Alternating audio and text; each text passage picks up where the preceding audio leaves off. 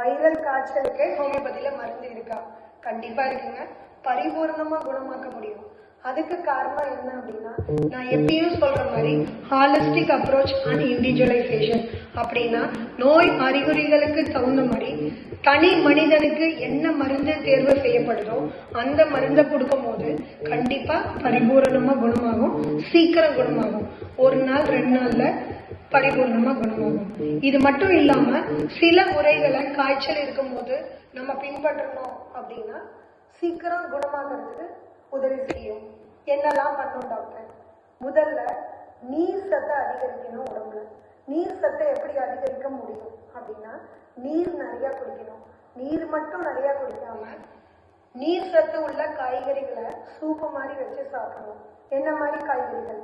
Carrot, beetroot, beans, கொத்தவரங்காய், பீர்க்கங்காய், சவுச்சவ், புடலங்காய், சொரக்காய், இந்த மாதிரி காய்கறிகளை நல்லா சூப்பு வச்சு குட்டி குட்டியாக அரிஞ்சிட்டு அதை சூப்பு வச்சுட்டு அதில் மஞ்சள் பொடி, பூண்டு, மிளகு, ஜீரகம், உப்பு இதெல்லாம் கலந்து சூப்பு குடிக்கலாம். மூன்றாவது என்னன்னா சாத்துக்குடி, மாதுளம்பழம், அந்த மாதிரி வாட்டர்மெலன், அந்த மாதிரி இருக்கிற பழங்களை ஜூஸ் போட்டு குடிக்கலாம். நான்காவது ஓஆர்எஸ் சொல்யூஷன் எலக்ட்ரால்னு சொல்ற உப்பு நிறைந்த நீரை பருகும் போது நம்மளோட நீர் சத்து அதிகமாகும். இதனால சீக்கிரம் நம்மளோட காய்ச்சல் குறையும். உடல்ல வலி வராது, தலைவலி குறையும்.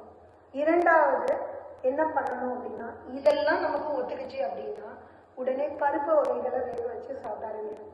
இதுவும் நம்ம உடலுக்கு ஒத்துக்குச்சு அப்படின்னா அதுக்கப்புறம் ஸ்லோவா காய்ச்சல் கம்ப்ளீட்டா குறைஞ்ச அப்புறம் உணவை ஆரம்பிக்கணும். தின உணவான இட்லி, இடியாப்பம், ரச சாதம், அந்த மாதிரி உணவுகளை ஆரம்பிக்கணும். முடிஞ்ச அளவுக்கு காய்ச்சல் நேரத்துல அதிக புரத சத்தும் அதிக கொழுப்பு சத்து உள்ள அசைவ உணவுகளை தவிர்த்துக்கிட்டா நல்லது.